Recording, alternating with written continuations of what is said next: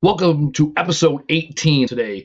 I will start off and talk about why negativity gets you nowhere. First, let's talk about gratitude. Gratitude is the way I like to start all of these shows because it gives me an opportunity to think of what am I grateful for, who are the people that I am grateful for in this world, and it really puts me in a great place because I want to practice more gratitude, and by being intentional, and not only do I practice it during this show, I also share it with others, and it'll give us an opportunity for those that I meet in the real world to talk about it, why certain people and things motivate me. And so to this week, I am grateful, and I'm going to share my gratitude for my siblings.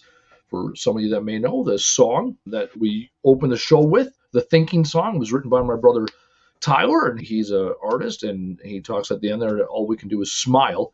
And over the weekend, I spent time with my siblings for my brother's birthday, and I'm grateful because in all three of my siblings, they have their own way of seeing the world and living the world. And there's aspects to all of them that are within my ideals, and seeing how they navigate this world and navigate some of the same opportunities we all have together. I'm grateful for seeing how they navigate things and my ability to take what also fits my values and apply it to myself. So I'm grateful for my siblings, grateful for my family this week. Second order of business, we got to do business every now and then. Words fucking matter. Available on Amazon. Also, you can sign up for my blog. Shoot me an email. That's at annywines@greenupsolutions.org. We will find a way to get you that blog weekly. Basically takes what we talk about here today and boils it down and puts it out in the written form to be shared with the masses. Other order of business, we got two pieces of business this week. Camel Crew, we are hiring. We are bringing on staff as we're ramping up for the spring season. Reach out, take a look at our website, www.camelcrew.us, to see what opportunities we have within these four walls to go out and make a difference in our community every day. Now let's get to the show. Negativity gets you nowhere. I talk about this in the book. I talk about this in the anti-glossary, the list of shit words that do not serve. I can't, I won't, I don't. These are non-starting statements. These do not give you credit for what you want out of this world. Often I hear people tell me about what they want, and what they want are often results. I use losing weight as an example because we all have a vessel we go through this world with that when we take care of it, our lives are better. When we are in good physical health, we sleep better. When we sleep better, we have more mental clarity. We live longer. We study better. We learn more. Our relationships are better, right? There's all these attributes to whatever, physical health. So I often use physical health, like losing weight, gaining muscle, going to the gym, whatever, as an analogy, because it's one thing we all have. We all have a body that we need to service. And what I hear often people talk about is they talk about what they want, their desires or their goals, and they're very clear on those things in the results. And then once you transition to, okay, what are the actions to get there? Then all of a sudden the negativity boils up. Then it's, I won't stop eating that, or I don't like that gym, or I can't work out at that time. And all of a sudden it's, okay, you have this result, optimistic, positive, good for you. And yet when we boil it down to the actions, the things that we can control, now all of a sudden you're negative. And this also happens with people's values and beliefs. They feel a certain way about something. They'll say, I'm a very loyal person. And yet you'll say, why'd you say that thing about that person behind their back? Why do you have this misalignment in your life? And then they'll justify, well, that's not what I really meant. What do you mean? You didn't really mean it. Hold on. What did you mean? And then once you start peeling back these layers, you can say, okay, do your activities and actions line up with their goals and aspirations? And often people use negative language to disqualify behaviors they did or did not do that do or do not align with their goals, values, beliefs, aspirations. And that's a lot to stomach. And listen to what people say. They want these things, yet they're not willing to put the work in. They want to be a person of value, and yet they don't live a life of values, and they use bullshit excuses to justify their existence. And then listen to other people, the people I look up to, the Elon Musks of the world, right? When he's faced with adversity, he says, fuck you, to the people pushing down on him. He doesn't dance around it. He bought Twitter. He fired 80% of the employees because they did not serve the direction Twitter was going. He didn't have a misalignment of values. They said, oh, you lost a bunch of money. He goes, money's no object. His value was not money. His value was free speech, and his actions aligned with his vision. And he did not have to make any excuses for his activity, his behavior, his being. He was very clear on this. You'll see this with politicians too. They'll run for office on a certain ideology or with the idea of getting certain legislation passed. And then when they pass it, they're very boastful. I said I was going to do that. And then when they don't pass it, they'll explain why they couldn't. Say, hold on, you said you were going to, and yet your values alignment didn't happen there. And you use language with can't, won't, don't, and all you're doing is pushing blame on others. Let's break it down to your simple life. What are your goals? What can you do? What will you do? That way you invite people into your conversation. It takes this thing called vulnerability to get there. It's very simple to have a negative comparison. Think about and look out the world of all the things you don't want and talk, I don't want this, I don't want that, I don't want that. What do you want?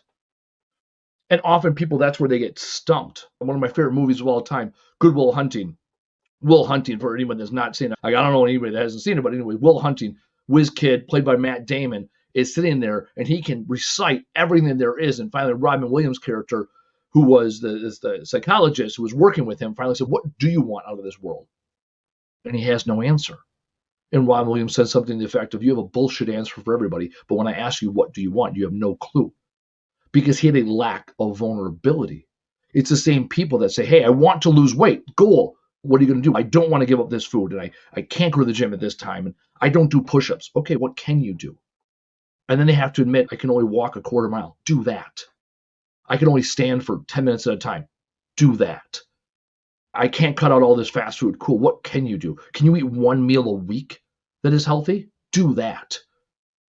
And then all of a sudden, this mountain of shit that is normally on top of them starts to wither away because we're chipping away at it. If you're 100 pounds overweight, I don't expect you to go out and run a marathon this weekend or eat nothing but clean salads for a month straight. No, what can you do? One meal, 1 mile is a hell of a lot better than 500 excuses of bullshit. And not all of us need to lose 100 pounds. Not all of us have this monumental thing like taking on Twitter in our lives. Yet, I would argue, we all have a goal. We all have a value or an aspiration, something we're striving for, whether concrete or an ideal, and yet we'll make justifications in our head consistently to not get towards that goal. And I'm no different. I talk about wanting to be a successful business owner. I talk about wanting to seize the day, Carpe Diem, another great Robin Williams movie there. And yet I sleep in on the weekends and I eat like crap sometimes. And I played computer games yesterday instead of working on work, right? That's what I did. And so do I sit there and justify it and use this can't, won't, don't mentality? Or do I reframe my language and say, okay, I took advantage of rest and digest this weekend. What I needed was to rest. Now I can compartmentalize, say, start, stop, continue. I can say, okay, this is what I chose to do. I chose to play video games. Yes, that was not in alignment with the greater good. I did not get that extra hour in of cold calling or writing reports. And now what am I going to do? It's a way to be honest with yourself. Give yourself the grace. And yet, we're not talking about what I didn't do. We're not talking about what I can't do. We're not going to talk about the past of what did or did not occur. We are going to set ourselves up for success in the moment and talk about what can we do in the future. When you start talking to yourself and others like that, you become a present and future-focused individual versus an individual that lives in the past or an individual that lives in this fantasy world wherein you're going to get the results without putting in the work. One of my favorite lines of all time I heard from somebody was that work will always come before the reward except for the dictionary.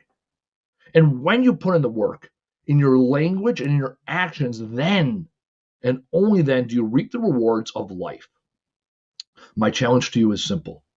Up until these couple of weeks, we've been building things. We talked about our BHAG. We've done our goals. We've looked at our schedule. I want you to be very conscious this week in your language. Look to see when you say, I can't, I won't, I don't. What are things you are avoiding? You got a couple options here. Either delegate that thing to somebody else, automate it, so that it takes down less resources, or eliminate it. I've seen people with something on their calendar where they just keep moving it and moving it and moving it. And every time they move it, they die a little bit inside. Every time they see it, they get a little more anxious. And at no point do they actually ever slay that dragon. Take the dragon off. Find something else you can do. Jordan Peterson, famous for saying, you want to clean up your life, start with your sock drawer. Focus on what you can do versus what you can't do. I don't care if it gets down to a sock drawer to get your shit together. Focus your energy on what you can do this week.